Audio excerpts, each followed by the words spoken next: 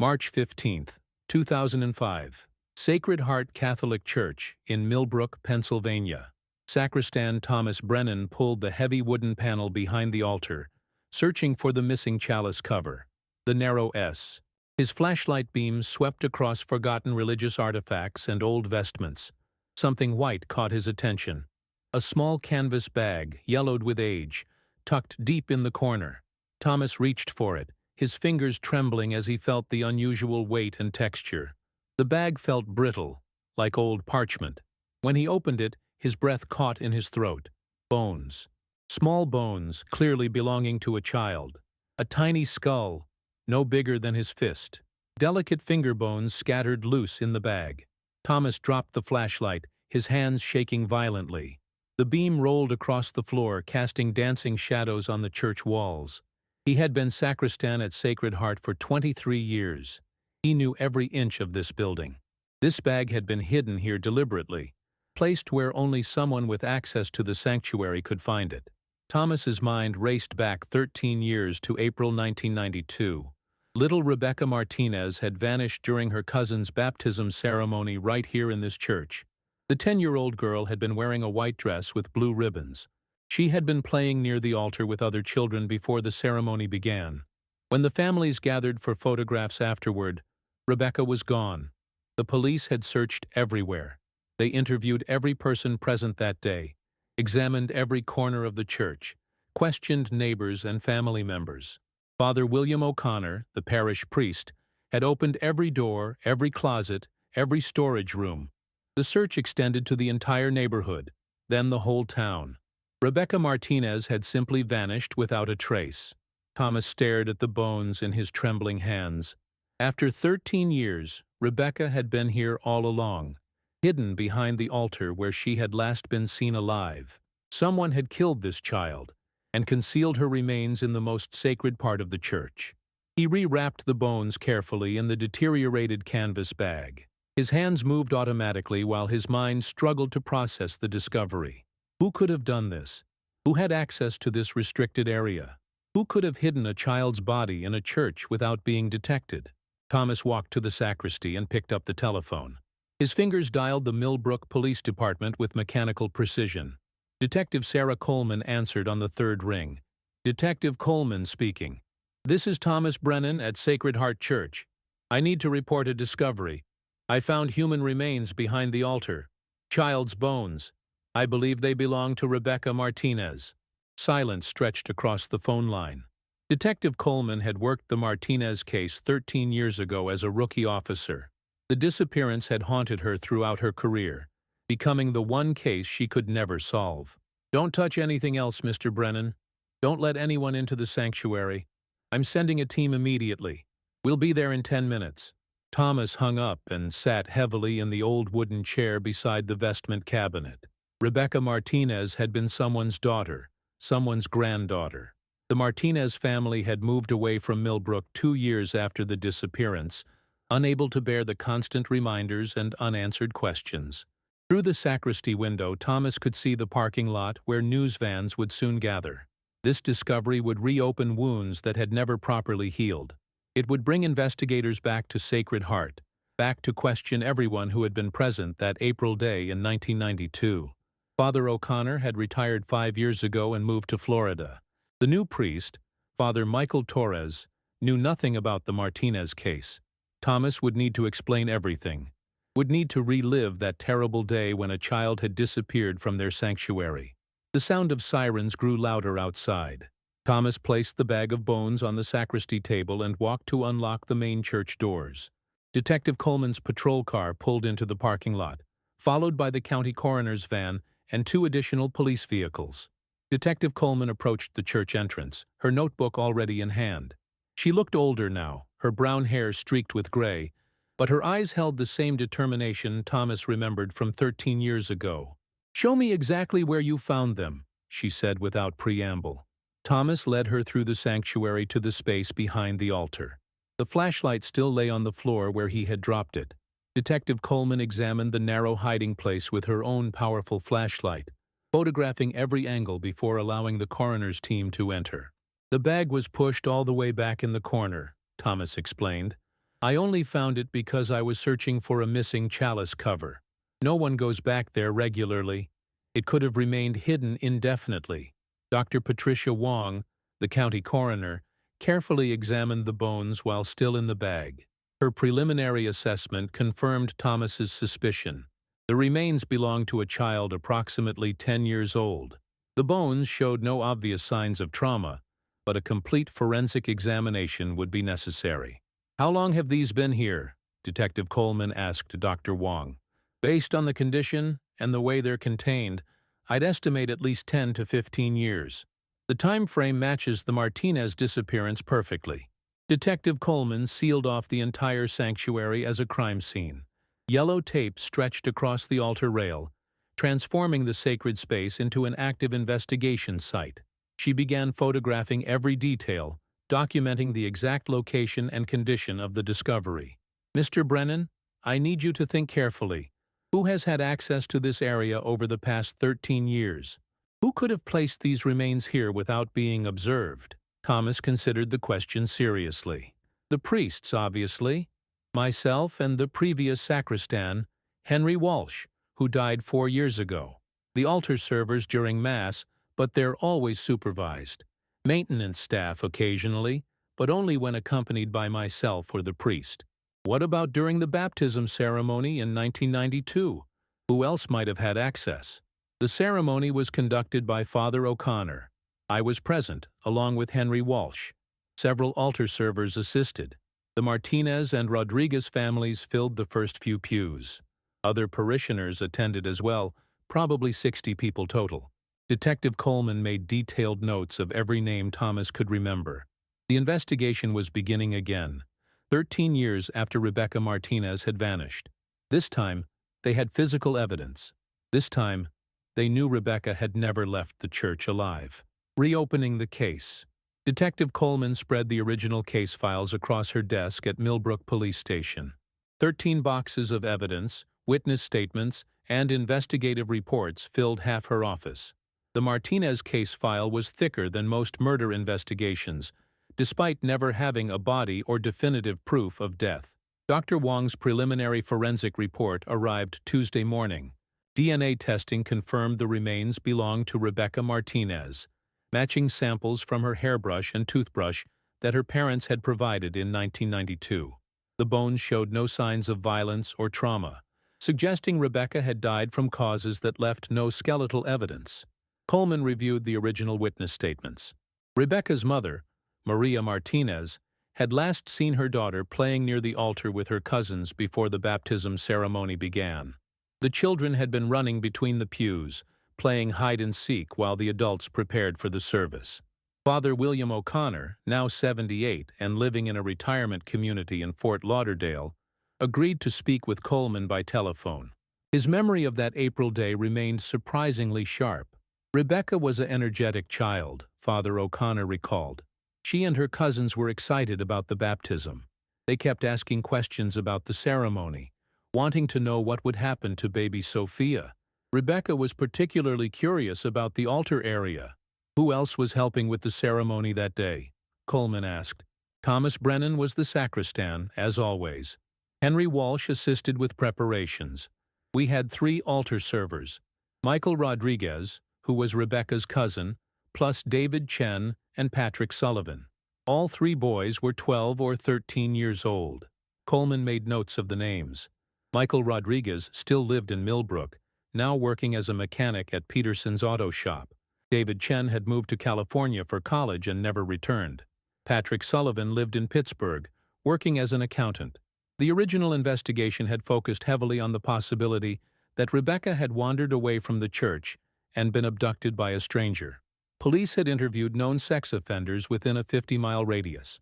They had searched abandoned buildings, wooded areas, and bodies of water. The discovery of Rebecca's remains behind the altar changed everything. "Someone with access to the sanctuary killed that child and hid her body," Coleman told Police Chief Robert Hayes during their morning briefing. "This wasn't a random abduction. Someone at that baptism ceremony was responsible." Chief Hayes assigned Detective James Wright to assist with the reopened investigation. Wright was Coleman's junior partner, methodical and thorough in his approach to evidence analysis. Together, they began re-interviewing everyone who had been present at the baptism ceremony. Michael Rodriguez, now 26, worked the morning shift at Peterson's auto shop. Coleman and Wright found him changing oil on a Ford pickup truck, his hands black with grease. The news of Rebecca's remains being found had shaken the entire Martinez family. "I've thought about that day thousands of times," Michael told the detectives. "Rebecca was my little cousin. She followed me and David and Patrick around all morning, wanting to help with everything. She was so excited about being at the church." "Do you remember seeing Rebecca after the ceremony began?" Coleman asked. "Not really. Once Father O'Connor started the baptism, we altar servers had our duties. We were focused on assisting with the ritual. I assumed Rebecca was sitting with the family. Did you notice anyone acting strangely that day? Anyone who seemed out of place or nervous?" Michael considered the question carefully. "There was one thing. After we realized Rebecca was missing, I remember seeing Mr. Walsh, the old sacristan, cleaning up behind the altar. He seemed really agitated, more upset than everyone else. At the time, I thought he was just worried about Rebecca like the rest of us." Henry Walsh had died 4 years ago of a heart attack. Coleman reviewed his original witness statement. Walsh had claimed he spent the entire ceremony in the sacristy, preparing communion elements and organizing vestments. He said he first learned of Rebecca's disappearance when the search began after the service ended. But Michael Rodriguez's memory suggested Walsh had been behind the altar after the ceremony, cleaning or organizing something. The timeline didn't match Walsh's original statement to police. Coleman contacted David Chen in San Francisco. The software engineer remembered the baptism ceremony, but had few specific details about Rebecca's disappearance. He recalled the confusion and panic when they realized she was missing, but nothing suspicious about any adults present. Patrick Sullivan proved more helpful. The Pittsburgh accountant remembered Henry Walsh specifically because of an incident during the ceremony preparation. "Mr. Walsh was always particular about how things were arranged," Patrick told Coleman during their phone interview. "That morning, he was even more strict than usual. He kept shooing us altar servers away from certain areas, telling us we weren't allowed behind the main altar. He said some areas were off-limits to children." "Did you think that was unusual?" "Not at the time. Mr. Walsh was always territorial about the sanctuary, but looking back, he seemed especially nervous that day. He kept checking his watch and looking toward the back of the church like he was waiting for something or someone." Coleman added Patrick's observations to her growing file of inconsistencies. Henry Walsh's behavior that morning hadn't raised suspicions at the time, but 13 years later, with Rebecca's remains found exactly where Walsh had restricted access, his actions took on new significance. The detective visited Sacred Heart Church again Wednesday afternoon. Father Torres, the current priest, had been briefed on the investigation and offered full cooperation. The sanctuary remained sealed while forensic specialists continued processing the crime scene. Thomas Brennan met Coleman in the church office, bringing a box of records from 1992, parish bulletins, volunteer schedules, and maintenance logs from that period might provide additional insights into who had access to the restricted areas. Henry Walsh was meticulous about record-keeping, Thomas explained. He documented every person who entered the sanctuary, every maintenance task performed, every cleaning schedule. If someone had unauthorized access, Henry would have noted it. Coleman examined Walsh's logbooks from April 1992. His handwriting was precise and detailed, recording even minor activities like replacing altar candles or polishing brass fixtures. But there were gaps in the records around the time of Rebecca's disappearance, unusual for someone normally so thorough. "Thomas, you worked with Henry for years. Was he acting differently in the days before or after the baptism ceremony?" Thomas considered the question carefully. Henry took a few days off after Rebecca disappeared. He said the stress of the search and investigation was affecting his health. When he returned, he seemed more withdrawn than usual. He stopped socializing with other parish volunteers. "Did he ever mention Rebecca's case specifically?" "Only to say it was a terrible tragedy. Henry was always proper about such things, never gossiped or speculated. But I noticed he became very protective of the sanctuary area after that. He installed new locks on some storage areas, said it was for security purposes. Coleman made detailed notes. Henry Walsh's behavior after Rebecca's disappearance suggested someone with guilty knowledge rather than innocent concern. His increased security measures could have been an attempt to prevent anyone from discovering what he had hidden behind the altar. The forensic team completed their examination of the crime scene Thursday morning. Dr. Wong's full autopsy report would take several more days, but preliminary findings supported the theory that Rebecca had been killed at the church and her body concealed immediately.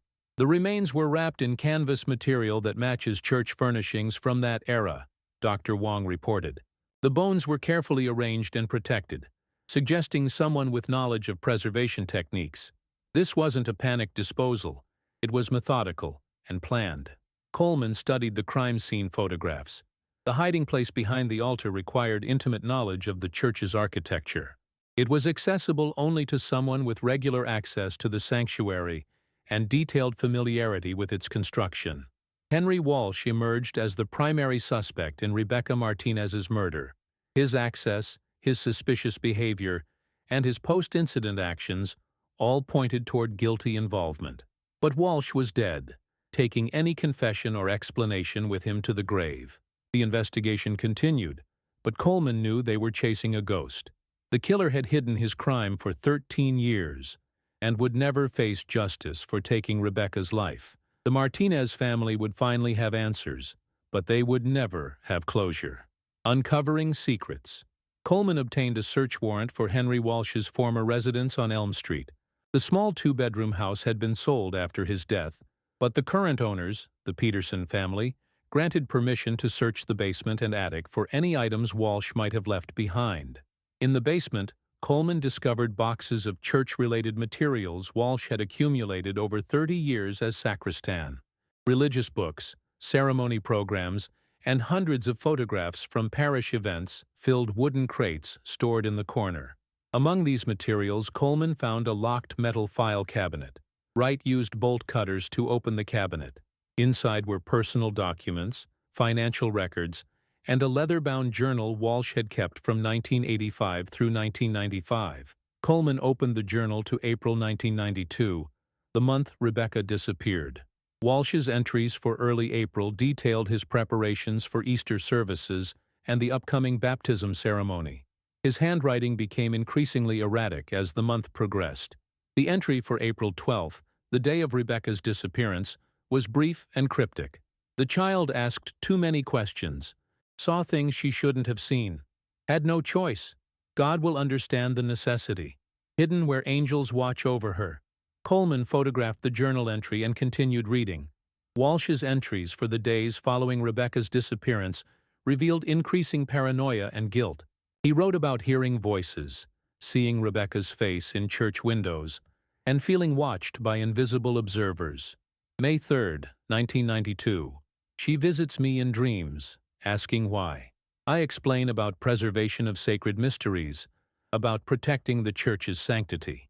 Some secrets must be kept even from children, especially from children. May 15, 1992. Father O'Connor suspects nothing. The investigation focuses elsewhere, as expected. They search fields and forests while she rests in the holiest place. I am the guardian of her eternal peace. The journal entries painted a picture of a man struggling with guilt while believing his actions were justified. Walsh had convinced himself that killing Rebecca was necessary to protect some undefined secret she had discovered. Coleman found additional evidence in Walsh's basement workshop. A wooden workbench held tools for carpentry and metalwork, skills Walsh had used for church maintenance projects. In a drawer beneath the workbench, wrapped in an oily cloth, was a small hammer with dark stains on its head. Dr. Wong examined the hammer at the county forensics lab. Preliminary tests detected traces of blood, though DNA analysis would take several days to complete. The size and weight of the hammer matched the skull fracture patterns found on Rebecca's remains during the detailed autopsy. The victim suffered blunt force trauma to the head, Dr. Wong reported. A single impact from an object like this hammer would have been fatal for a 10-year-old child. Death would have been nearly instantaneous. Coleman returned to Sacred Heart Church with a more comprehensive search warrant. If Walsh had killed Rebecca to protect some church secret, evidence of that secret might still exist in the building. Father Torres provided access to all areas, including private offices, storage rooms, and historical archives. In the basement archives, Coleman found boxes of financial records dating back to the 1980s. Sacred Heart's bookkeeping from that era revealed irregular patterns in donation handling and expenditure reporting. Large cash donations were recorded but not properly deposited, creating discrepancies between reported income and actual bank deposits. Thomas Brennan helped interpret the financial documents. Henry managed all cash collections from Sunday services and special events. He was responsible for counting money and preparing bank deposits. Father O'Connor trusted him completely with financial matters. The records suggested Walsh had been embezzling church funds for several years before Rebecca's disappearance. Small amounts initially, but increasing over time as his confidence grew. By 1992, Walsh was stealing nearly $2,000 per month from parish collections. Rebecca might have witnessed Henry taking money from the collection boxes, Coleman theorized to write. A 10-year-old asking innocent questions could have exposed years of theft. Walsh killed her to protect his secret and preserve his position. Coleman interviewed other parishioners who remembered Henry Walsh from the 1990s. Margaret Chen, David's mother, recalled Rebecca being particularly curious about church procedures during visits with her grandmother.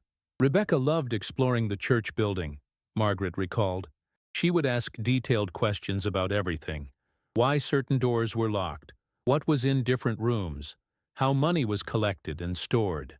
Her grandmother, Rosa Martinez, encouraged her curiosity about church traditions. Rosa Martinez had died in 1998, 6 years after Rebecca's disappearance. But Margaret Chen provided Rosa's address book, which contained detailed notes about parish activities and concerns. Rosa had noticed discrepancies in financial reporting but never formally complained to church authorities. Rosa mentioned to several women that collection totals didn't seem accurate, Margaret explained. She had been keeping track of donations for the building fund and noticed reported amounts were lower than what she knew people had contributed. But she didn't want to cause problems for Mr. Walsh. Coleman realized Rosa Martinez might have shared her financial concerns with her granddaughter. Rebecca could have been investigating the discrepancies when she stumbled upon Walsh stealing money. Her innocent questions would have terrified Walsh, leading to the fatal confrontation behind the altar. The DNA results from Walsh's hammer came back positive for Rebecca's blood. Combined with his journal entries and the financial evidence, Coleman had enough proof to definitively solve the case. Henry Walsh had murdered Rebecca Martinez to cover up his embezzlement of church funds. But questions remained about the scope of Walsh's crimes. The financial irregularities suggested he might have been stealing money for longer than initially suspected. Coleman needed to determine how much money Walsh had taken and whether anyone else was involved in the scheme. She contacted Father O'Connor in Florida again, this time asking specific questions about financial management during his tenure at Sacred Heart. The retired priest was shocked to learn about Walsh's theft and murder. Henry handled all aspects of cash management, Father O'Connor confirmed. I trusted him completely. He prepared monthly financial reports and managed the bank deposits. I never had reason to question his honesty or accuracy. Did you notice any changes in Henry's behavior or lifestyle during the early 1990s? Coleman asked. Henry was always modest in his living, but I remember he purchased a new car in 1991 or 1992. He said he had saved money from his salary, and I had no reason to doubt him. He also made several trips to visit relatives, which was unusual for him. Coleman checked Walsh's financial records from that period.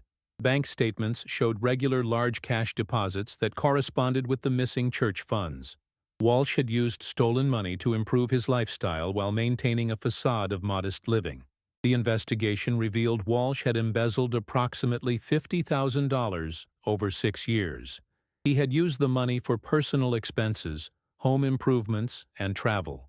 Rebecca Martinez died because she had discovered his theft and posed a threat to his carefully constructed deception. Coleman prepared her final report on the case, Rebecca Martinez had been murdered by Henry Walsh on April 12, 1992, during her cousin's baptism ceremony. Walsh had struck her with a hammer behind the altar when she questioned him about missing donation money. He had then hidden her body in a canvas bag behind the altar, where it remained undiscovered for 13 years.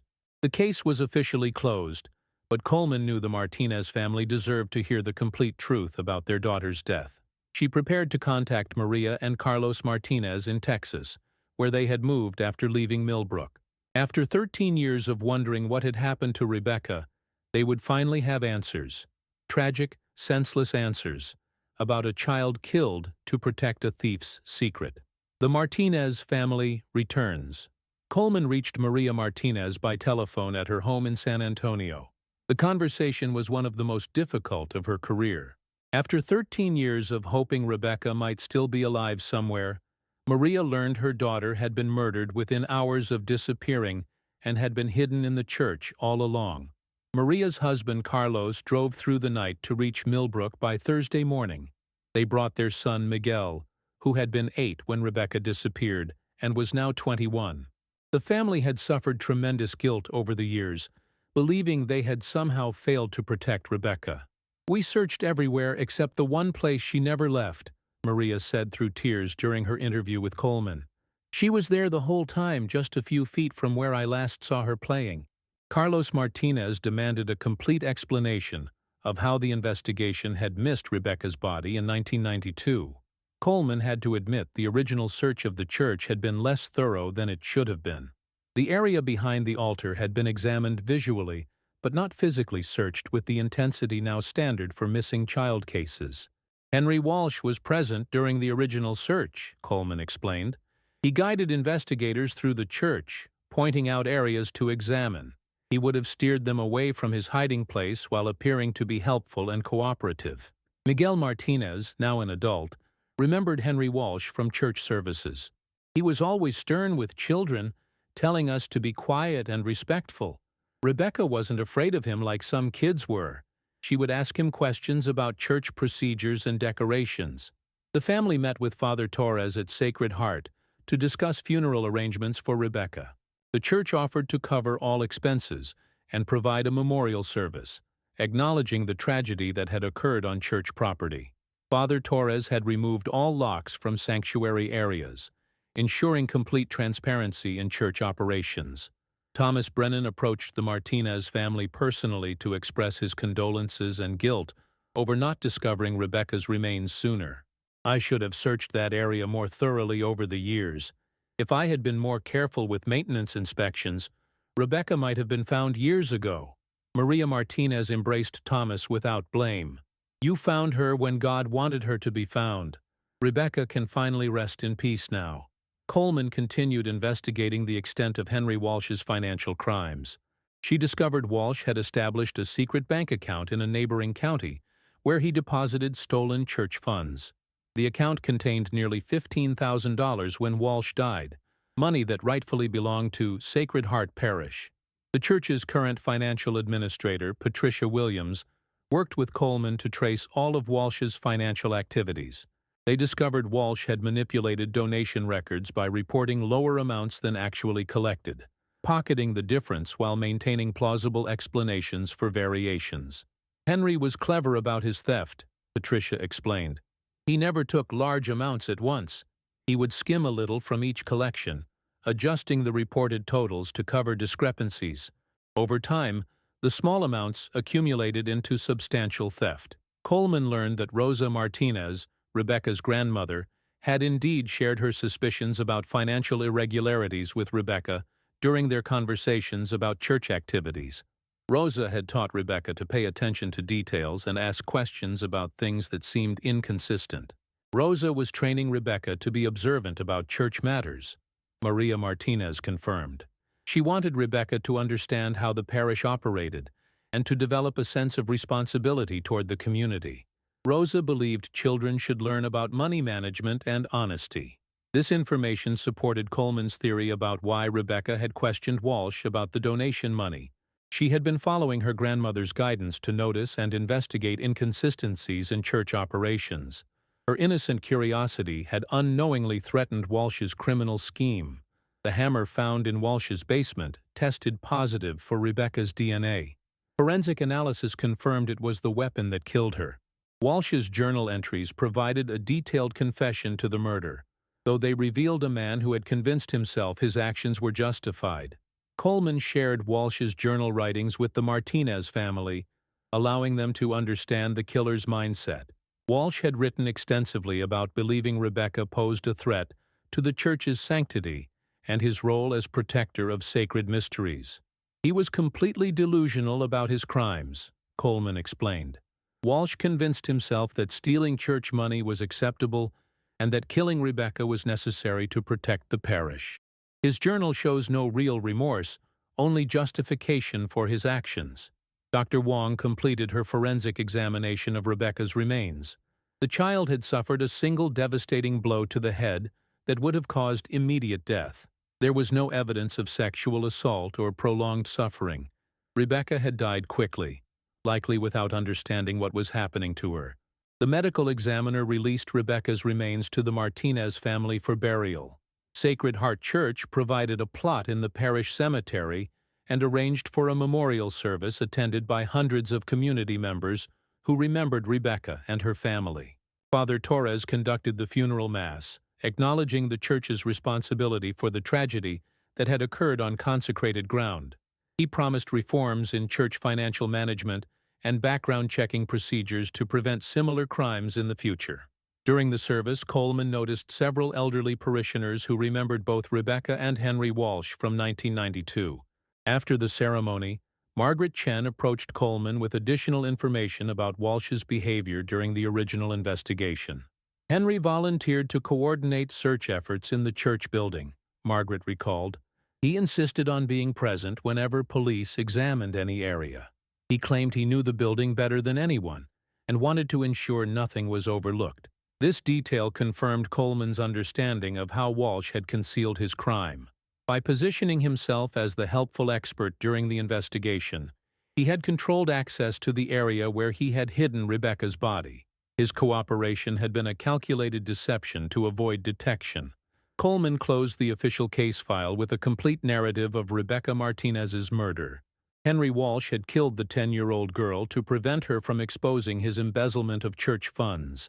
He had hidden her body behind the altar for 13 years, until Sacristan Thomas Brennan discovered the remains in 2005. The Martinez family established a memorial fund in Rebecca's name to support child safety programs in Millbrook.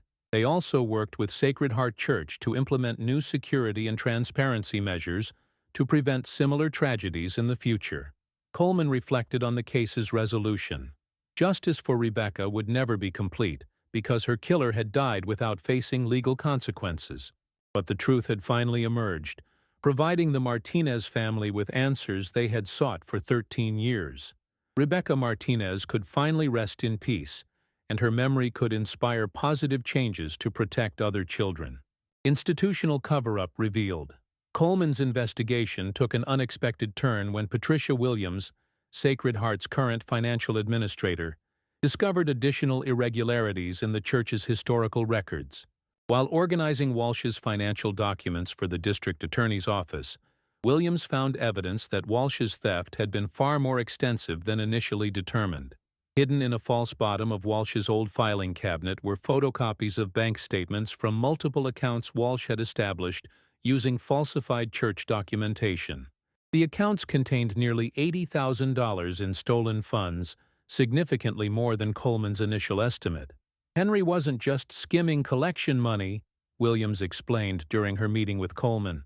He was diverting designated donations for building projects, memorial funds, and special collections. He created fake invoices for maintenance work and kept the money meant for contractors.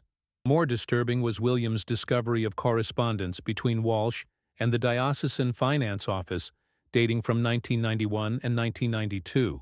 The letters suggested diocesan officials had received complaints about financial irregularities at Sacred Heart, but had chosen to handle the matter internally rather than involve civil authorities. Monsignor Robert Fitzgerald, the diocesan financial coordinator, had written to Walsh in January 1992. The concerns raised about collection discrepancies must be addressed immediately. I expect a full accounting of all parish funds by March 15th. Any irregularities must be corrected without external involvement. Coleman realized the Catholic diocese had known about Walsh's theft months before Rebecca's murder. Their decision to handle the investigation privately had given Walsh time to cover his tracks and had indirectly contributed to the circumstances that led to Rebecca's death. She contacted the diocesan offices in Harrisburg to request interviews with officials who had been involved in the 1992 investigation of Sacred Heart's finances. Monsignor Fitzgerald had died in 1999, but his assistant, Father David Murphy, was still active in diocesan administration. Father Murphy agreed to meet with Coleman at diocesan headquarters. The 58-year-old priest seemed nervous and defensive when questioned about the church's handling of Walsh's financial crimes. "We received a complaint from a parishioner about collection discrepancies," Father Murphy admitted. Monsignor Fitzgerald believed internal resolution was preferable to involving civil authorities. "We wanted to protect the parish's reputation and resolve the matter quietly."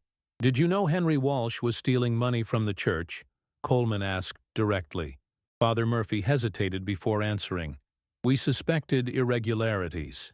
Monsignor Fitzgerald sent an auditor to examine Sacred Heart's books in February 1992. The audit revealed significant discrepancies, but Walsh provided explanations that seemed reasonable at the time." Coleman pressed for more details. "What kind of explanations?" Walsh claimed the discrepancies resulted from timing differences between collections and deposits. He said he sometimes held money for security reasons, depositing larger amounts less frequently. He provided documentation that appeared to support his explanations. The diocesan investigation had been superficial and designed to avoid scandal rather than uncover truth. Officials had wanted to believe Walsh's explanations because accepting his guilt would have required acknowledging their failure to properly supervise parish finances. Coleman obtained copies of the 1992 diocesan audit through a court order. The audit report revealed Walsh had been stealing money systematically for at least 3 years before the investigation began. The auditor had identified numerous red flags, but had accepted Walsh's explanations without independent verification. Most significantly, the audit was completed in early April 1992, just days before Rebecca's murder. Walsh would have known his theft was about to be exposed when Rebecca began asking questions about missing donation money. The timing suggested Rebecca's murder was directly connected to the pending diocesan investigation. Walsh killed Rebecca because he knew the diocesan audit was going to expose his crimes, Coleman explained to Chief Hayes. A curious 10-year-old asking questions about money was the last thing he could handle when he was already under investigation. The discovery of diocesan involvement complicated the case significantly. Coleman needed to determine whether church officials had any knowledge of Rebecca's murder or had participated in covering up evidence. The diocese's preference for internal handling of problems suggested they might have overlooked suspicious circumstances surrounding Rebecca's disappearance. Coleman re-examined Father O'Connor's statements from 1992. The retired priest had claimed complete ignorance of any financial problems at Sacred Heart, but diocesan records showed he had been notified of the audit and required to provide complete cooperation with investigators. When contacted again, Father O'Connor admitted he had been aware of the diocesan financial investigation, but had believed it was routine administrative oversight. "I was told not to discuss the audit with anyone to avoid alarming parishioners unnecessarily. I thought it was standard procedure." "Did you notice any changes in Henry Walsh's behavior during the audit period?" Coleman asked. Henry seemed more stressed than usual in the weeks before Rebecca disappeared. He was working longer hours and seemed preoccupied with paperwork. "I attributed it to his conscientiousness about church administration." Coleman realized the diocesan cover-up had created the conditions that led to Rebecca's murder. By conducting a secretive internal investigation instead of involving law enforcement, church officials had given Walsh time to panic and eliminate the threat he perceived from Rebecca's questions. She contacted the Pennsylvania Attorney General's office to report potential criminal conspiracy charges against diocesan officials. The Attorney General's investigation of Catholic Church financial crimes had been ongoing since 2003, focusing on institutional cover-ups of various forms of misconduct. Deputy Attorney General Michael Chen reviewed Coleman's evidence of diocesan involvement in covering up Walsh's theft. Chen agreed the church's handling of the financial investigation had been improper and potentially criminal. The diocese had a legal obligation to report suspected embezzlement to civil authorities, Chen explained. Their decision to handle the matter internally, especially given the amounts involved, constitutes obstruction of justice at minimum.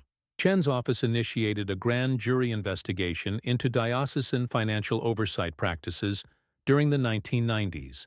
Coleman's evidence of the Walsh case became part of a broader pattern of institutional cover-ups designed to protect the church's reputation at the expense of justice and accountability. The Martinez family learned about the diocesan cover-up through news reports of the grand jury investigation. Carlos Martinez expressed outrage that church officials had known about Walsh's crimes, but had failed to prevent Rebecca's murder through proper oversight. If they had called police in January when they first suspected theft, Rebecca would still be alive, Carlos told reporters. The church chose to protect itself instead of protecting children. The family filed a civil lawsuit against the Catholic diocese, claiming institutional negligence had contributed to Rebecca's death. The lawsuit sought compensation for their suffering and demanded reforms in diocesan oversight of parish finances. Coleman testified before the grand jury about the Walsh case and its connection to broader patterns of diocesan misconduct. Her testimony helped establish that church officials had consistently prioritized institutional protection over legal compliance and public safety. The grand jury ultimately indicted 3 diocesan officials on charges of conspiracy to obstruct justice and failure to report suspected crimes. Father Murphy received immunity in exchange for his cooperation with the investigation and detailed testimony about diocesan cover-up practices. The Walsh case became a symbol of institutional failure and the deadly consequences of prioritizing reputation over accountability. Rebecca Martinez had died not only because of one man's greed and panic, but because of a system that allowed crimes to flourish in secrecy and silence. During the grand jury proceedings, Coleman received an unexpected phone call from Sister Mary Catherine Donnelly, a retired nun who had worked in diocesan administration during the 1990s. Sister Donnelly had read news coverage of the Walsh investigation and wanted to share information she had kept secret for 13 years. "I was Monsignor Fitzgerald's secretary when the Sacred Heart audit began," Sister Donnelly explained during their meeting at Coleman's office. "I typed all the correspondence and maintained the files. There were things about that case that troubled me then and have haunted me since." Sister Donnelly, now 72 years old, had worked for the diocese for 35 years before retiring in 2000. She had maintained detailed personal records of cases that concerned her, including photocopies of documents she believed might someday need to be revealed. Monsignor Fitzgerald received more than just complaints about collection discrepancies, she continued. In December 1991, Rosa Martinez wrote a detailed letter outlining her suspicions about Henry Walsh. She provided specific examples of donation amounts that didn't match reported collections. Coleman examined the letter Sister Donnelly had preserved. Rosa Martinez's handwriting was careful and precise, detailing her observations over several months. She had tracked donations from specific families and compared them to published financial reports, identifying consistent discrepancies. "Mrs. Martinez was very systematic in her approach," Rosa had written. She recorded who gave what amounts and when, then compared those figures to the official reports. The differences were significant and consistent, suggesting deliberate manipulation rather than honest errors. More importantly, Rosa's letter mentioned that she had discussed her concerns with her granddaughter Rebecca, explaining how church finances should work, and encouraging Rebecca to observe and ask questions about money handling procedures. "I have shared my observations with Rebecca, as I believe children should understand honesty in all matters, especially those involving God's house," She is a bright child who asks thoughtful questions about everything she observes. Sister Donnelly revealed that Monsignor Fitzgerald had ordered the letter destroyed and had instructed her never to mention Rosa Martinez's specific allegations. Instead of investigating Rosa's detailed accusations, diocesan officials had conducted only a superficial audit designed to placate concerns without uncovering the full extent of Walsh's crimes. Monsignor Fitzgerald was more concerned about preventing scandal than discovering truth, Sister Donnelly explained. He believed Rosa Martinez was a troublemaker who needed to be silenced rather than a witness who deserved to be heard. The nun produced additional documents showing that diocesan officials had contacted Sacred Heart in March 1992, warning Father O'Connor and Henry Walsh that a parishioner had made unfounded accusations about financial irregularities. This warning had given Walsh advance notice that his crimes were being investigated. Henry Walsh knew exactly who had complained about him, Sister Donnelly revealed. Monsignor Fitzgerald told him Rosa Martinez was asking questions and suggested Walsh should address her concerns directly to avoid further problems. Coleman realized this information changed everything about Rebecca's murder.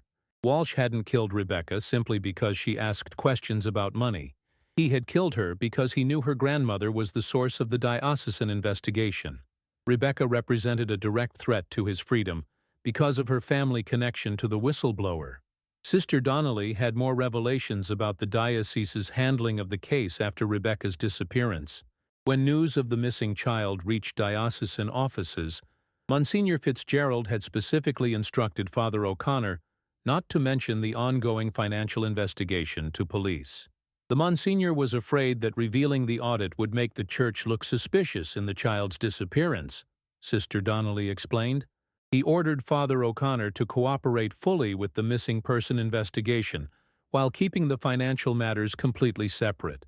This explained why police in 1992 had been unaware of any financial problems at Sacred Heart. Father O'Connor hadn't lied to investigators, but he had followed orders not to volunteer information about Walsh's suspected theft. The omission had prevented police from understanding Walsh's motive for harming Rebecca. Coleman contacted Father O'Connor in Florida again, confronting him with Sister Donnelly's revelations.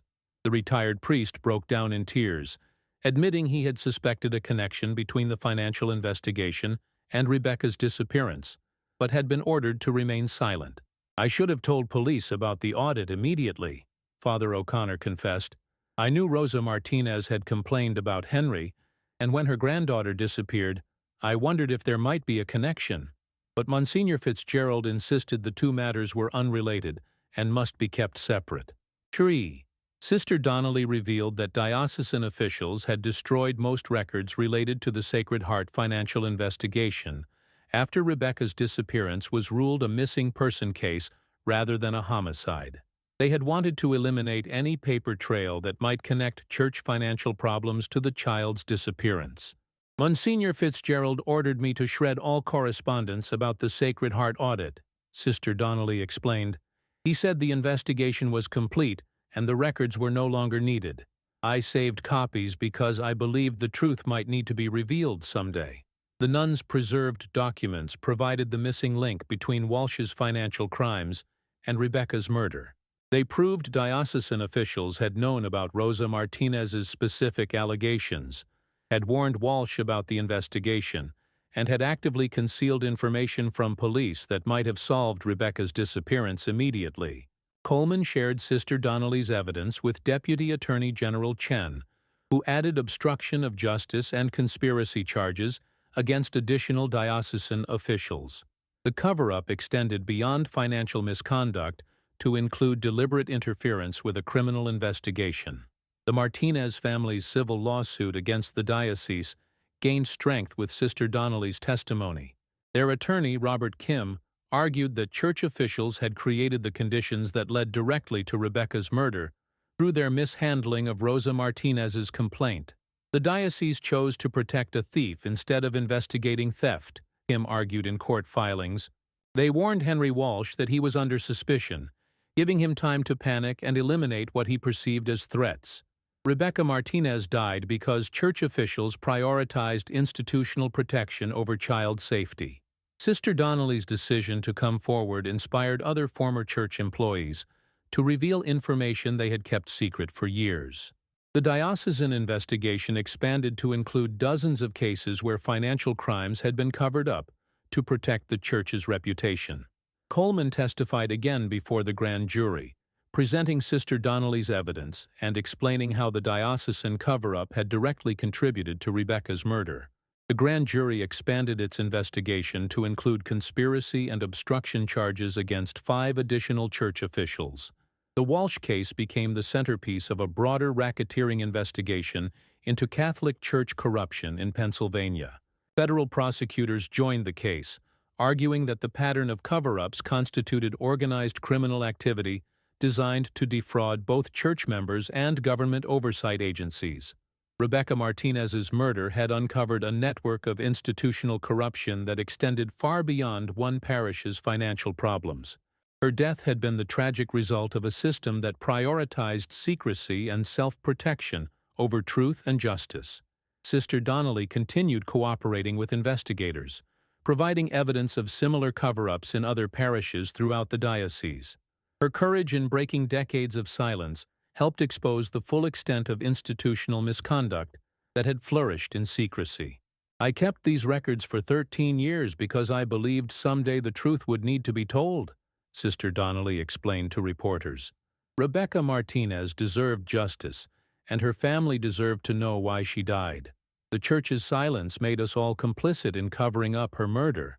Asai, the investigation continued expanding as more witnesses came forward with evidence of diocesan corruption and cover-ups. Rebecca's case had opened a door that revealed decades of institutional misconduct, finally bringing accountability to an organization that had operated above the law for too long. The final confrontation. 6 months after Sister Donnelly's revelations, the grand jury completed its investigation and issued a comprehensive report detailing decades of financial corruption and cover-ups within the Catholic diocese. 8 current and former church officials were indicted on charges ranging from embezzlement to conspiracy to obstruct justice. Bishop Thomas Hartley, who had overseen the diocese during the 1990s, was charged as the leader of the criminal conspiracy. Now retired and living in a church-owned residence in Philadelphia, Bishop Hartley had maintained his innocence throughout the investigation, claiming he had delegated financial oversight to subordinates and was unaware of specific problems. Coleman and Deputy Attorney General Chen prepared to interview Bishop Hartley under oath as part of the prosecution's case. The interview took place at the diocesan attorney's offices in Harrisburg, with the bishop's legal team present to protect their clients' interests. Bishop Hartley, now 79 years old, appeared frail and confused during the initial questioning. His attorneys claimed he was suffering from early-stage dementia and could not be held responsible for decisions made years earlier. However, Coleman had evidence that suggested the bishop's memory problems were selective and strategic. "Bishop Hartley, did you know that Henry Walsh was stealing money from Sacred Heart Church in 1992? Coleman asked directly. "I don't recall specific details about individual parishes," the bishop replied. "I had hundreds of churches under my authority. I relied on my staff to handle financial matters appropriately." Coleman presented him with documents bearing his signature, including letters authorizing the internal investigation of Sacred Heart's finances and orders to keep the matter confidential.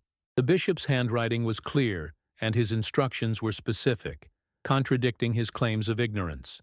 "These documents show you were personally involved in covering up Henry Walsh's theft," Coleman pressed. "You ordered subordinates to handle the matter internally instead of reporting it to police as required by law." Bishop Hartley's demeanor changed as he realized the extent of evidence against him. His confusion disappeared, replaced by the calculating intelligence that had enabled him to manage a large religious organization for decades. "The church has always handled internal matters privately," he said more clearly. "We believed rehabilitation and restitution were preferable to public scandal and criminal prosecution. Our primary concern was protecting the faith of our parishioners." "Even when that protection resulted in a child's murder?" Coleman demanded. The bishop's attorney objected, but Coleman continued her questioning. She presented evidence that Bishop Hartley had known about Rosa Martinez's complaints and had personally approved the decision to warn Henry Walsh about the investigation rather than conducting a thorough audit. Your decision to alert Walsh that he was under suspicion gave him time to panic when Rebecca Martinez began asking questions, Coleman explained. You created the circumstances that led directly to her murder. Bishop Hartley remained silent, invoking his Fifth Amendment right against self-incrimination. But his earlier statements had already provided enough evidence to support the conspiracy charges against him. The prosecution's case against the church officials relied heavily on documentary evidence and testimony from cooperating witnesses like Sister Donnelly. The defendant's strategy focused on claiming they had acted within established church procedures and had no criminal intent. During the trial, which began 8 months after the grand jury report was issued, Coleman testified about the connection between the diocesan cover-up and Rebecca's murder. She explained how the church's mishandling of Rosa Martinez's complaint had created the conditions that led to Walsh's panic and violence. Rebecca Martinez died because church officials chose to protect an institution instead of investigating theft, Coleman told the jury. Their decision to warn Henry Walsh about the investigation gave him motive to eliminate anyone who threatened to expose his crimes.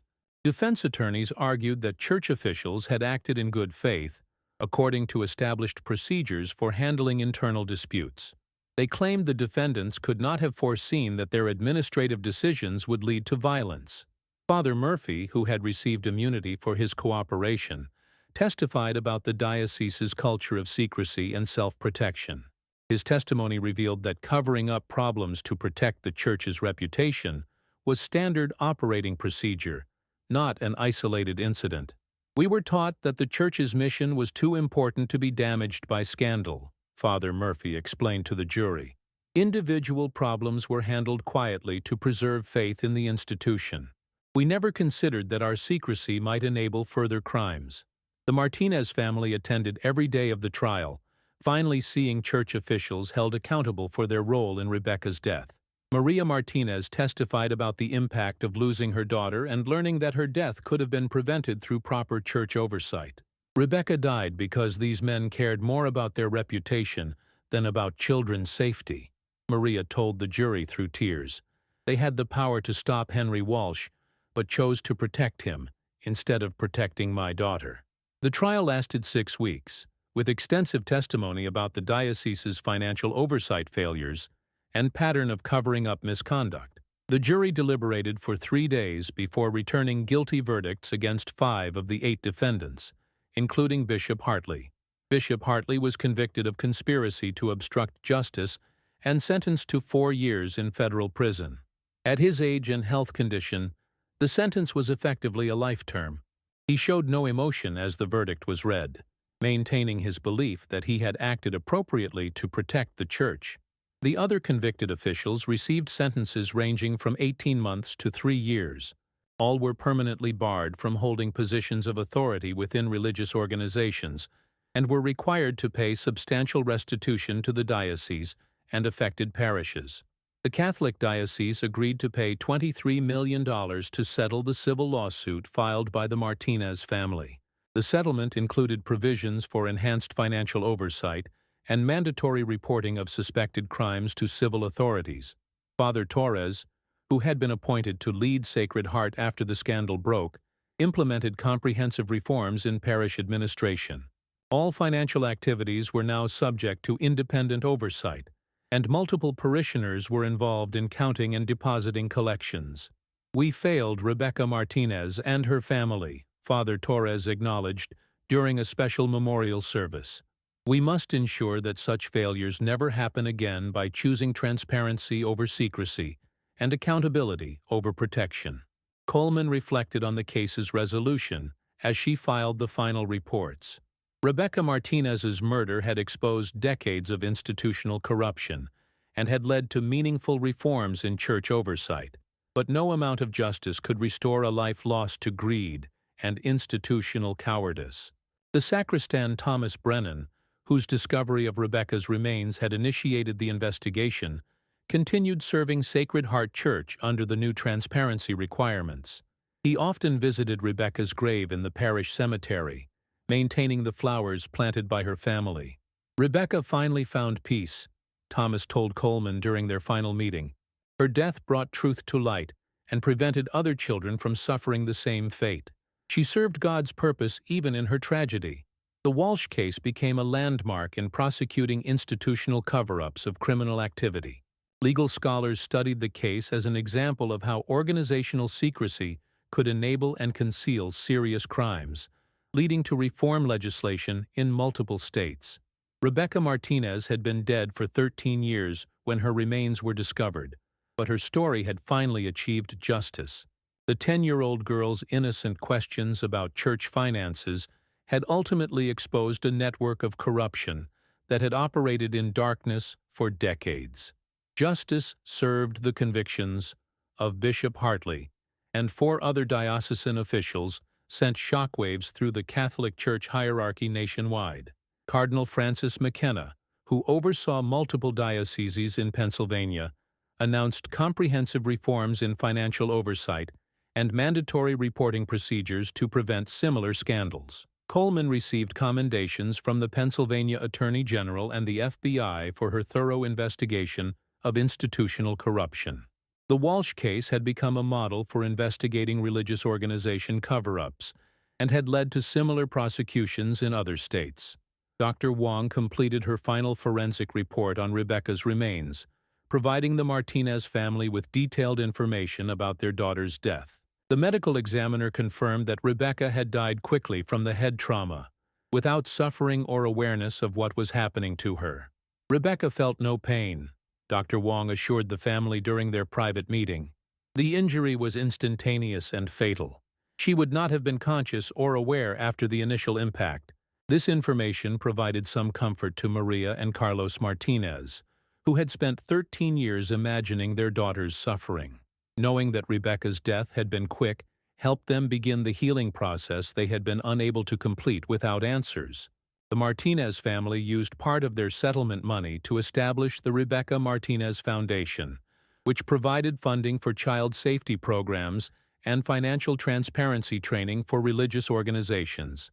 The foundation worked with law enforcement agencies to develop better procedures for investigating missing children cases. Miguel Martinez, now 21, became a spokesperson for the foundation and studied criminal justice in college with the goal of becoming a detective. He credited his sister's case with inspiring his career choice and his commitment to helping other families find answers to missing person cases. Rebecca's death wasn't meaningless if it prevents other children from being harmed, Miguel explained during foundation fundraising events. We want to make sure no other family goes through 13 years of not knowing what happened to their child.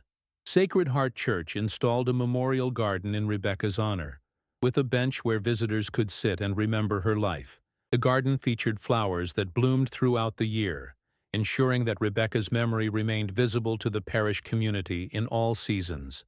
Thomas Brennan maintained the memorial garden personally, planting new flowers each spring and ensuring the area remained beautiful year-round. He considered caring for Rebecca's memorial his personal responsibility and honor, a way to partially atone for the years her remains had lain undiscovered.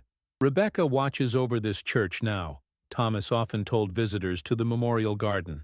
She protects children here and reminds us all to ask questions when things don't seem right.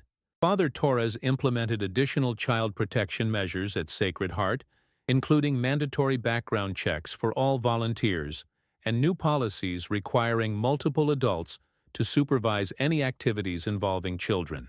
The parish became a model for other churches seeking to enhance child safety.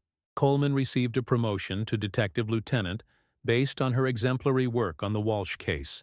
She continued investigating cold cases and missing person cases, using techniques she had developed during the Rebecca Martinez investigation. The Pennsylvania legislature passed the Rebecca Martinez Child Protection Act, which required all religious organizations to report suspected crimes against children to law enforcement within 24 hours.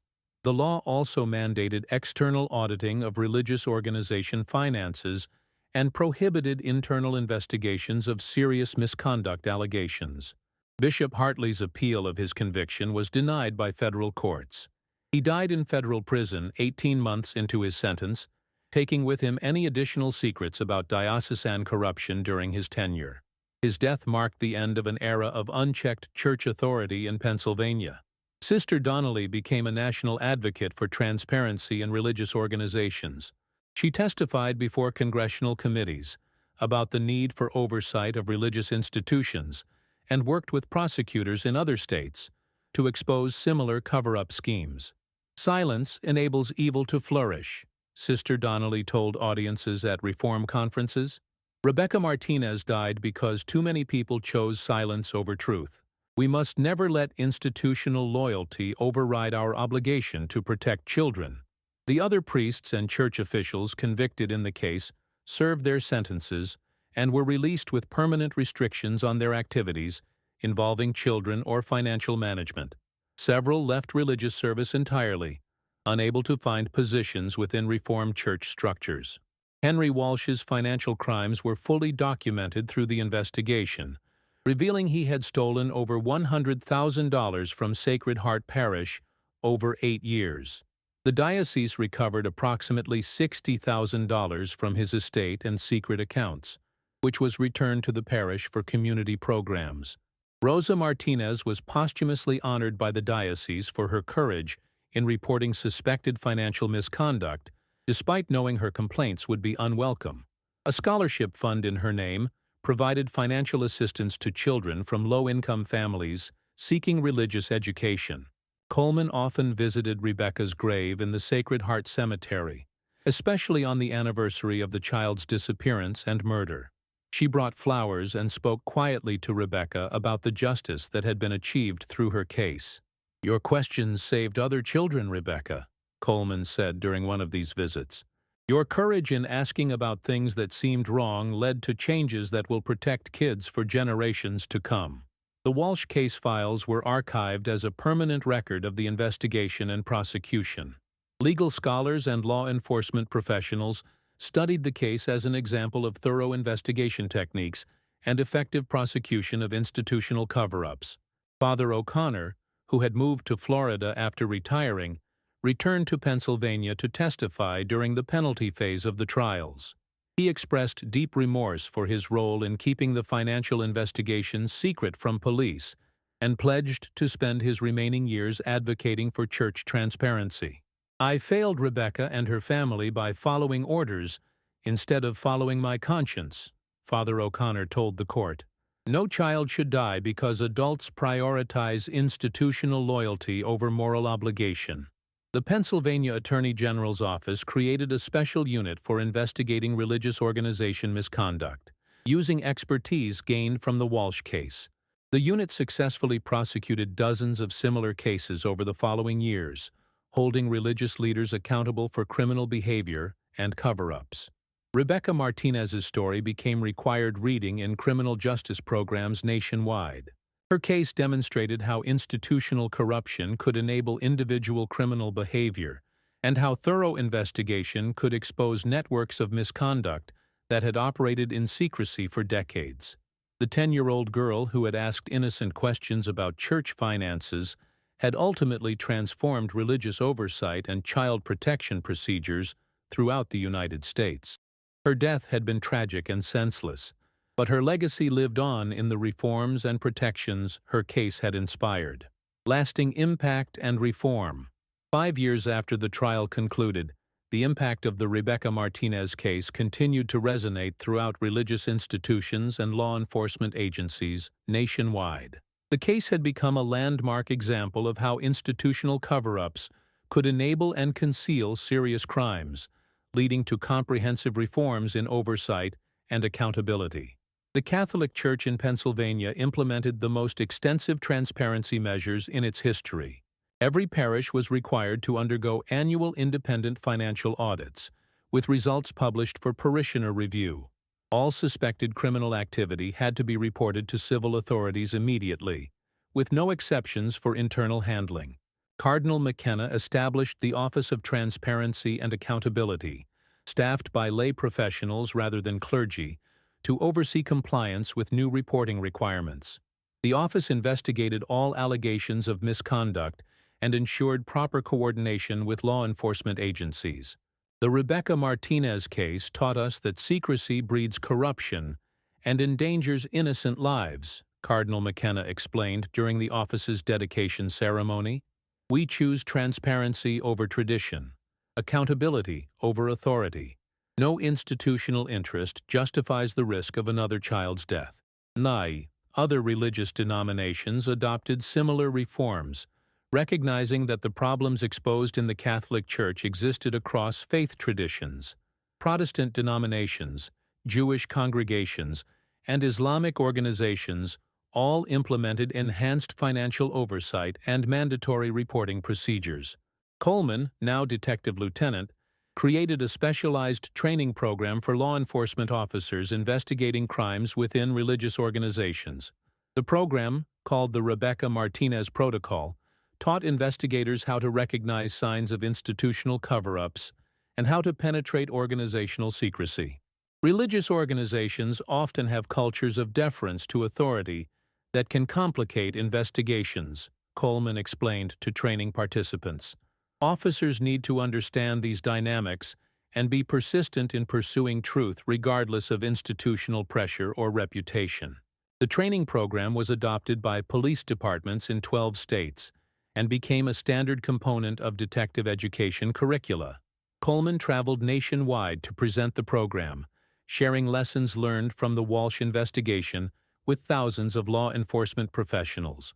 The Martinez family continued their advocacy work through the Rebecca Martinez Foundation, which had grown into a nationally recognized organization promoting child safety and institutional transparency. Maria Martinez became a sought-after speaker at conferences on child protection and religious reform. Rebecca's death was preventable, Maria told audiences at foundation events. When adults choose to protect institutions instead of children, tragedies like ours become inevitable. We must demand accountability from every organization that serves families. Miguel Martinez graduated from Police Academy and began his career as a patrol officer with the Pennsylvania State Police. He specialized in missing person cases and child protection, carrying on his sister's legacy through professional service to other families facing similar tragedies. The foundation funded research into institutional factors that enable crimes against children. Studies supported by foundation grants identified common patterns in organizational cover-ups and developed intervention strategies to prevent institutional misconduct from escalating into violence. Sacred Heart Church became a model parish for transparency and child protection. Father Torres, who had led the church's reform efforts, was promoted to diocesan administrator with responsibility for implementing new oversight procedures throughout Pennsylvania. Thomas Brennan received recognition from the International Association of Church Administration for his role in exposing the Walsh crimes and supporting subsequent reforms. He continued serving as sacristan at Sacred Heart, while also consulting with other parishes on security and transparency measures. Finding Rebecca's remains was the most difficult moment of my career, Thomas reflected during an interview for a documentary about the case. But it led to changes that will protect countless children in the future. Rebecca's death wasn't in vain if it prevents other tragedies. The Memorial Garden at Sacred Heart expanded to include educational displays about financial transparency and child protection. School groups visited the garden as part of programs teaching children to speak up about suspicious behavior and to trust their instincts about unsafe situations. Dr. Wong's forensic work on the Rebecca Martinez case led to improvements in techniques for analyzing skeletal remains that had been concealed for extended periods. Her methods were adopted by medical examiners nationwide and contributed to solving dozens of cold cases involving missing children. Sister Donnelly published a book about her experiences exposing church corruption, titled Breaking the Silence: How One Nun's Conscience Exposed Institutional Evil. The book became a bestseller and inspired other church employees to come forward with evidence of misconduct in their organizations. Loyalty to truth must supersede loyalty to institutions, Sister Donnelly wrote in her book's conclusion. When we choose silence to protect organizations, we become complicit in the crimes they conceal. Rebecca Martinez died because too many people chose loyalty over courage. The Pennsylvania legislature expanded the Rebecca Martinez Child Protection Act to include all organizations serving children, not just religious institutions. Schools, youth programs, and recreational organizations were all required to follow the same reporting and oversight procedures developed in response to Rebecca's case. Law schools added courses on institutional liability and mandatory reporting requirements, using the Walsh case as a primary example of how organizational misconduct could result in criminal charges for leaders who failed to report suspected crimes. Federal prosecutors used precedents established in the Walsh case to pursue racketeering charges against leaders of other organizations that had covered up criminal activity. The case had demonstrated that systematic cover-ups could constitute organized criminal activity subject to federal prosecution. Coleman was featured in a documentary film about the case, titled Questions in the Sanctuary: The Rebecca Martinez Story. The film won awards at several film festivals and was used in training programs for social workers, teachers, and clergy to help them recognize signs of institutional cover-ups. The documentary included interviews with the Martinez family, church officials who had implemented reforms, and law enforcement professionals who had learned from the case. It served as both a memorial to Rebecca and an educational tool for preventing similar tragedies. Bishop Hartley's successor, Bishop Michael Rodriguez, no relation to the Martinez family, made transparency and accountability the cornerstone of his administration. Every diocesan decision was subject to review by lay advisory committees, and all financial activities were conducted under independent oversight. The Walsh scandal nearly destroyed faith in our diocese, Bishop Rodriguez acknowledged during his installation ceremony. We rebuild that faith through complete transparency and unwavering commitment to truth, regardless of the personal or institutional cost. The case continued to influence legal scholarship and policy development. Constitutional law experts studied the balance between religious freedom and government oversight, using the Walsh case to argue for reasonable regulations that protected public safety without infringing on religious practice. Rebecca Martinez's grave became a pilgrimage site for families of missing children and advocates for institutional reform. Visitors left flowers, toys, and notes, thanking Rebecca for the changes her case had inspired. The cemetery installed additional benches to accommodate the steady stream of visitors. Coleman visited the grave regularly, often bringing her own daughter to place flowers and learn about courage and justice. She wanted her child to understand that speaking up about problems, even when difficult, was a moral obligation that could save lives. Rebecca Martinez asked questions that adults were afraid to ask, Coleman told her daughter during one visit. She was just 10 years old, but she had more courage than many adults. We honor her memory by continuing to ask hard questions and demand honest answers. The case had transformed not just religious oversight and child protection policies, but also public understanding of how institutional loyalty could become institutional corruption. Rebecca's story served as a permanent reminder that protecting children must always take precedence over protecting reputations. Eternal legacy. 10 years after the discovery of Rebecca's remains, Sacred Heart Church held a special memorial service to commemorate the decade of reforms and improvements that had emerged from her tragic death. The service attracted hundreds of attendees, including law enforcement officials, child protection advocates, religious leaders, and families who had been helped by programs inspired by Rebecca's case. Maria Martinez, now 53, addressed the gathered congregation with strength and grace that had developed through years of advocacy work. She spoke about how Rebecca's love of asking questions had ultimately saved countless other children through the reforms her death had triggered. Rebecca was curious about everything, especially how things were supposed to work, Maria told the audience. She wanted to understand why some things didn't match what adults said they should be. That curiosity, which led to her death, also led to changes that protect children today. Cardinal McKenna traveled from Philadelphia to participate in the memorial service, acknowledging the Church's failures and celebrating the comprehensive reforms that had emerged from the tragedy. He announced the establishment of the Rebecca Martinez Institute for Religious Transparency, which would train religious leaders nationwide in ethical administration and child protection. Rebecca Martinez saved the Catholic Church from itself, Cardinal McKenna stated during his homily. Her innocent questions exposed corruption that was destroying our moral authority. Her death taught us that protecting institutions by concealing truth ultimately destroys the very institutions we sought to protect. Coleman, now detective captain and head of the Pennsylvania State Police's Religious Organization Crime Unit, reflected on how the case had changed her career and her understanding of justice. The unit she commanded had investigated over 100 cases of religious misconduct, achieving convictions in 80% of prosecutions. Rebecca's case taught me that justice sometimes takes years to achieve, but it's always worth pursuing, Coleman told the memorial service audience. Every child we've protected through better oversight and reporting procedures owes their safety partly to Rebecca's courage in asking questions that adults didn't want to hear. Miguel Martinez, now a detective with the state police, had specialized in missing children cases throughout his 8-year career. He had personally solved 23 missing person cases and had helped develop national protocols for investigating disappearances involving institutional settings.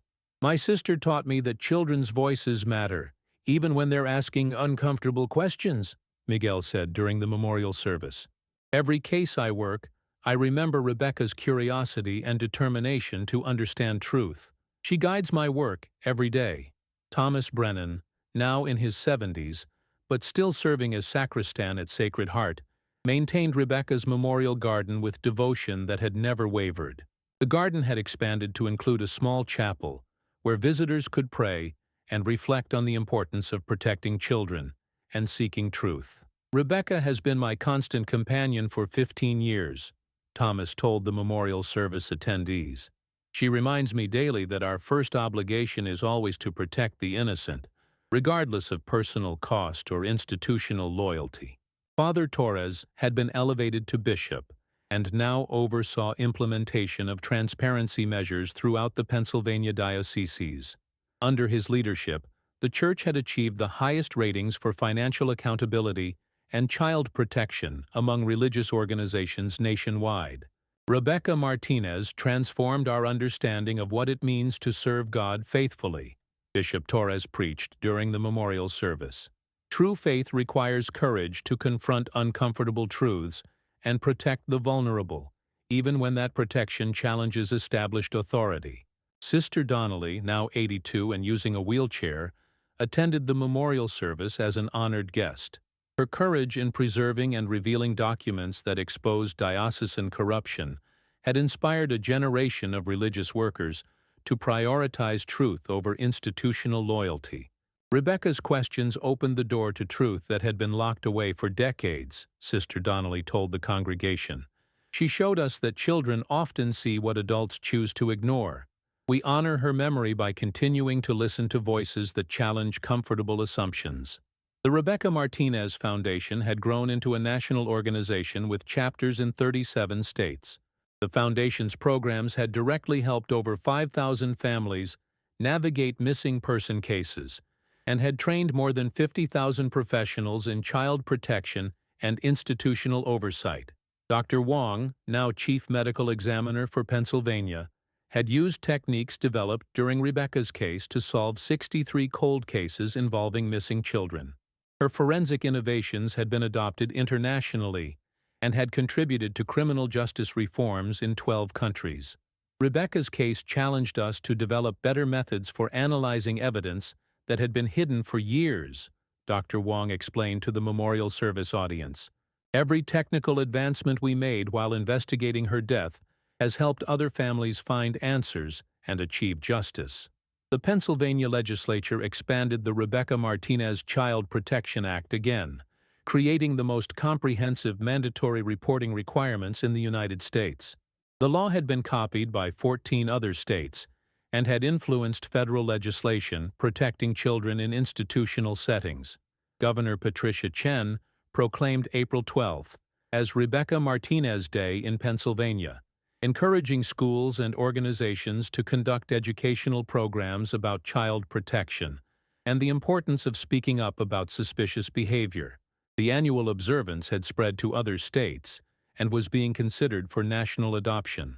Sacred Heart Church's financial transparency had become a model copied by religious organizations worldwide. The parish's open book policy, with all financial records available for public inspection, had been adopted by over 300 churches across multiple denominations.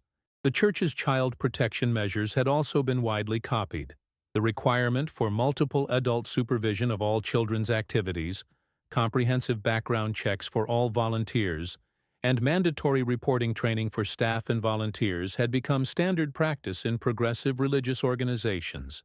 Coleman's Rebecca Martinez Protocol for investigating religious organization crimes had been implemented by law enforcement agencies in all 50 states and had been translated into 12 languages for international use. The protocol had contributed to over 400 successful prosecutions of religious misconduct cases.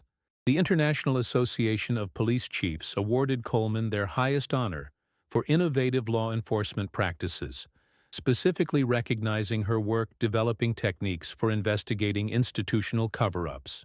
She used the platform to advocate for continued vigilance in protecting children from organizational misconduct. Federal legislation, inspired by the Rebecca Martinez case, required all tax-exempt organizations to undergo annual independent audits and to report suspected criminal activity to federal authorities within 24 hours. The law had significantly reduced institutional cover-ups and had led to earlier intervention in cases involving threats to children. The case had influenced legal education nationwide. Law schools taught the Walsh case as an example of how institutional liability could extend to organizational leaders who failed to prevent or report criminal activity. The case had established important precedents for prosecuting systematic cover-ups as criminal conspiracies. Medical schools used Rebecca's case to teach forensic specialists about analyzing evidence that had been concealed for extended periods. Dr. Wong's techniques had become standard curriculum in forensic pathology programs and had significantly improved success rates in cold case investigations. Social work programs incorporated lessons from Rebecca's case into training about recognizing institutional factors that enable child abuse. The case had demonstrated how organizational cultures of secrecy and hierarchy could prevent proper protection of vulnerable populations. As the memorial service concluded, attendees placed white roses on Rebecca's grave, while a children's choir sang hymns about justice and protection. The ceremony ended with a moment of silence for all children who had been failed by adults and institutions supposed to protect them. Maria Martinez placed the final rose on her daughter's grave, whispering a prayer of gratitude for the changes Rebecca's death had inspired. After 15 years of grief and advocacy, she felt peace knowing that her daughter's legacy would continue protecting children for generations to come. Rebecca asked questions that changed the world, Maria said, as the service ended. She wanted to understand how things worked and why they sometimes didn't work properly. Her curiosity led to her death, but it also led to life-saving changes that will protect countless children. The 10-year-old girl who had disappeared during a baptism ceremony in 1992 had become a symbol of courage, curiosity, and the power of seeking truth, even in the face of institutional opposition. Rebecca Martinez's questions had ultimately saved more lives than her death had cost, creating a legacy of protection and accountability that would endure far beyond the memory of those who had failed her. As visitors departed from Sacred Heart Church, they passed the memorial garden where Rebecca's spirit lived on in blooming flowers and children's laughter. Her story would continue inspiring courage in future generations, reminding them that asking difficult questions and demanding honest answers was both a privilege and a responsibility in a just society. Rebecca Martinez had found eternal peace in the truth that finally emerged from her tragedy. Her legacy lived on in every child protected by reforms her death had inspired, in every institution held accountable by transparency measures named in her honor, and in every adult who chose courage over comfort when confronted with injustice. The sacristan who had discovered her remains continued tending her garden. The detective who had solved her case continued protecting other children, and the family who had lost her continued honoring her memory through service to others. Rebecca's questions lived on in their work, ensuring that her voice would never be silenced, and her sacrifice would never be forgotten. The memorial service had attracted national media attention, bringing renewed focus to the ongoing importance of institutional accountability and child protection. News reports highlighted the comprehensive reforms that had emerged from Rebecca's case and the thousands of children who had been protected as a result. Documentary filmmaker Sarah Chen began production on a follow-up film to examine the long-term impact of the Rebecca Martinez case. The new documentary would explore how one child's death had transformed religious oversight, law enforcement practices, and child protection policies nationwide.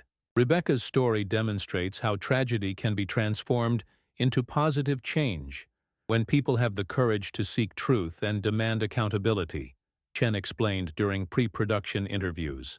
Her legacy is measured not in the corruption that killed her, but in the reforms that ensure other children won't face similar dangers. The University of Pennsylvania's Law School established the Rebecca Martinez Chair in Religious Law and Ethics, funded by donations from across the country. The professorship would focus on researching the intersection of religious freedom and public safety, continuing to develop policies that protected both constitutional rights and vulnerable populations. Professor Michael Wong, the first holder of the chair, had previously served as a federal prosecutor specializing in institutional misconduct cases. His research agenda included studying how the precedents established in the Walsh case had influenced prosecution strategies in similar cases nationwide. The Rebecca Martinez case created a new framework for understanding institutional liability, Professor Wong explained during his inaugural lecture. It demonstrated that organizations cannot claim immunity from criminal prosecution simply because they perform religious functions. In the Rebecca Martinez Institute for Religious Transparency, established by Cardinal McKenna, began operations with a staff of 12 professionals and a mandate to train religious leaders throughout North America. The institute offered certification programs in ethical administration, financial transparency, and child protection. Institute Director Dr. Patricia Williams, formerly Sacred Heart's financial administrator, had developed comprehensive training modules based on lessons learned from the Walsh case. The programs taught religious leaders how to recognize signs of misconduct and how to respond appropriately when problems were identified. Religious organizations must be sanctuaries of safety, not havens for criminals, Dr. Williams told the Institute's first class of participants. Rebecca Martinez died because adults chose institutional protection over child protection. We exist to ensure that choice is never made again. The Institute's training programs were mandatory for all clergy and lay administrators in participating dioceses. Similar institutes were being established by other religious denominations, creating a nationwide network of professionals committed to preventing institutional cover-ups. Coleman received an invitation to speak at the International Conference on Child Protection in Geneva, Switzerland. Her presentation on investigating institutional misconduct was attended by law enforcement officials from 43 countries, demonstrating the global influence of techniques developed during the Rebecca Martinez investigation. Children are the same everywhere, regardless of culture or religion, Coleman told the international audience. They deserve protection from adults and institutions that would exploit their vulnerability. We honor Rebecca Martinez by ensuring her case becomes a global model for accountability. The conference resulted in international protocols for investigating missing children cases involving institutional settings. Coleman's techniques were adapted for different legal systems and cultural contexts, but the core principles of thorough investigation and institutional accountability remained consistent. Miguel Martinez was promoted to detective sergeant and assigned to lead Pennsylvania's new Children at Risk Unit, which specialized in cases involving institutional threats to child safety. The unit had successfully prosecuted 47 cases in its first 3 years of operation. Every case we handle is connected to Rebecca's legacy, Miguel explained to new unit members during orientation. She showed us that children's safety must come before any other consideration, including institutional reputation or adult convenience.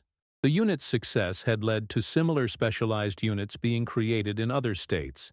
Miguel traveled frequently to consult with law enforcement agencies, developing their own children's protection programs, sharing expertise gained through years of investigating institutional misconduct. Thomas Brennan published a memoir titled The Sacristan's Discovery, Finding Truth in Sacred Places, which became a bestseller among readers interested in religious reform and child protection.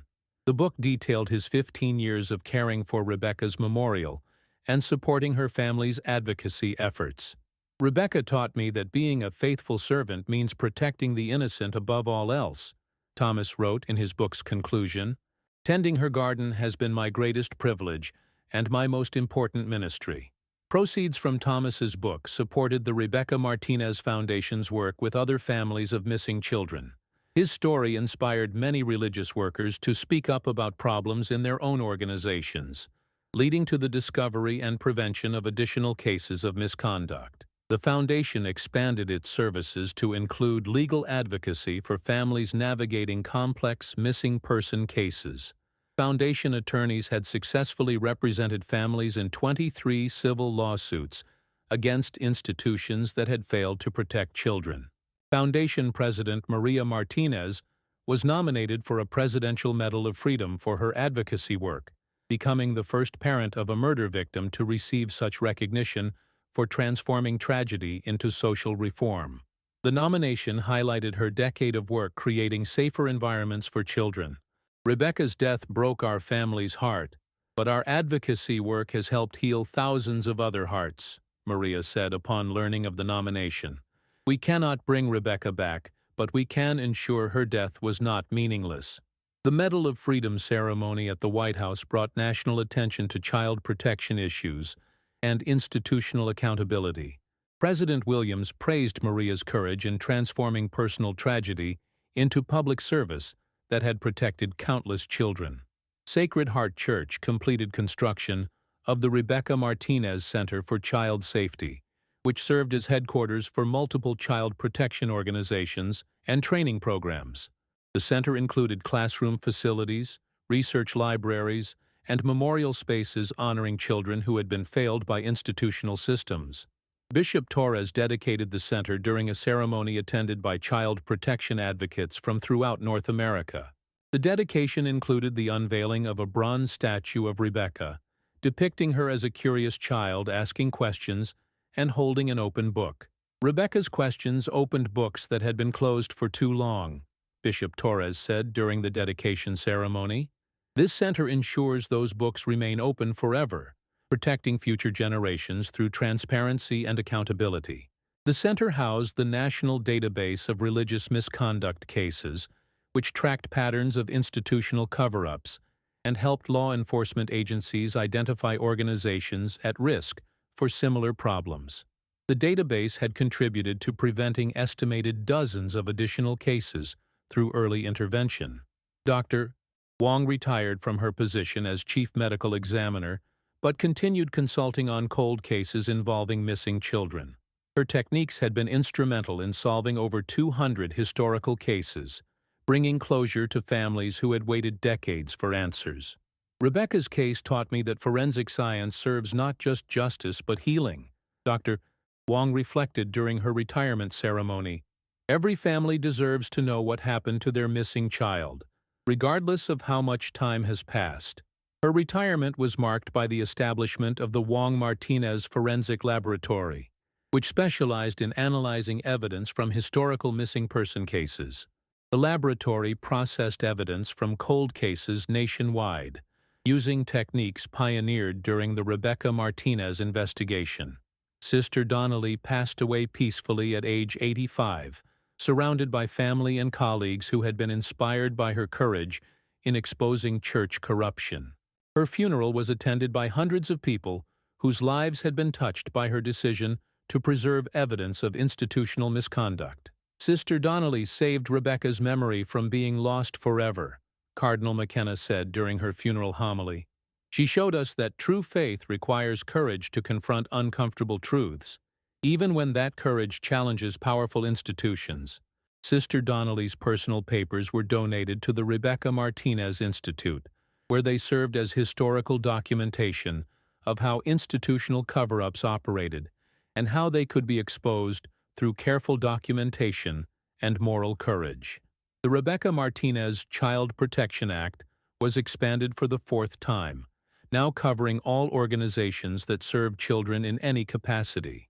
The law had become a model for federal legislation and had influenced child protection policies in Canada, the United Kingdom, and Australia.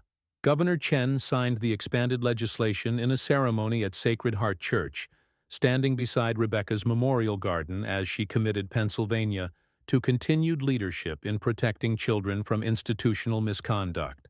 Rebecca Martinez asked questions that adults didn't want to answer, Governor Chen said during the signing ceremony. This law ensures that future children's questions will be heard and answered honestly before tragedy strikes. The ceremony concluded with the release of white doves, symbolizing Rebecca's spirit and the freedom that comes from truth and accountability.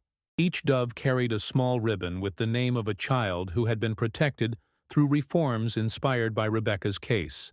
As the doves soared above Sacred Heart Church, Maria Martinez stood beside her daughter's grave and felt profound gratitude for the changes Rebecca's death had inspired.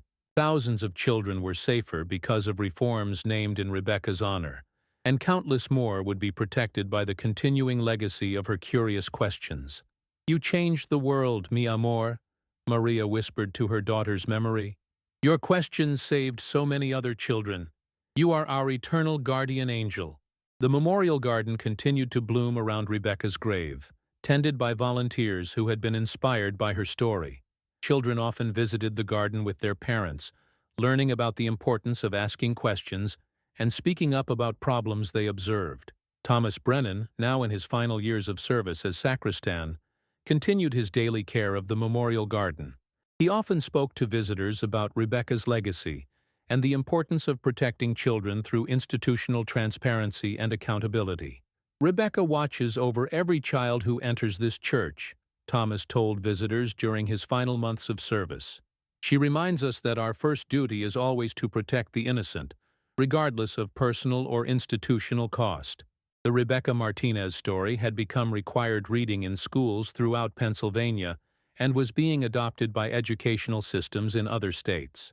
Teachers used her story to help students understand the importance of asking questions and seeking truth, even when adults seemed uncomfortable with their curiosity.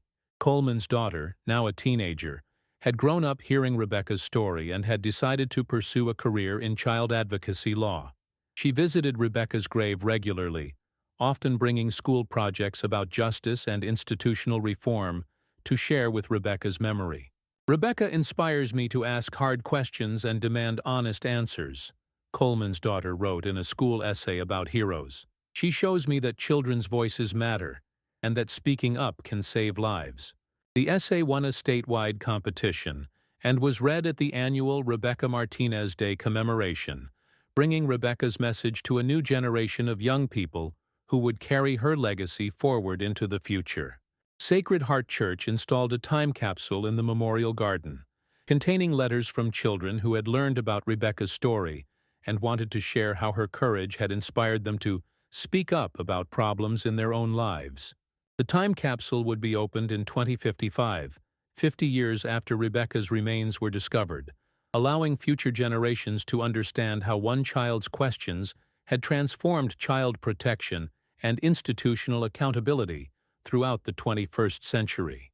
Rebecca Martinez's eternal legacy lived on in every question asked by curious children, every adult who chose truth over comfort, every institution that embraced transparency over secrecy, and every child who was protected because someone had the courage to speak up about suspicious behavior. Her story had proven that even in death, A single voice could echo across generations, inspiring positive change and protecting innocent lives through the simple but powerful act of asking questions and demanding honest answers. The 10-year-old girl who had disappeared during a baptism ceremony in 1992 had become immortal through her impact on child protection and institutional accountability. Rebecca Martinez would continue inspiring courage and curiosity for as long as children needed protection and institutions required oversight. Her questions had changed the world, and her legacy would continue changing the world for generations yet to come.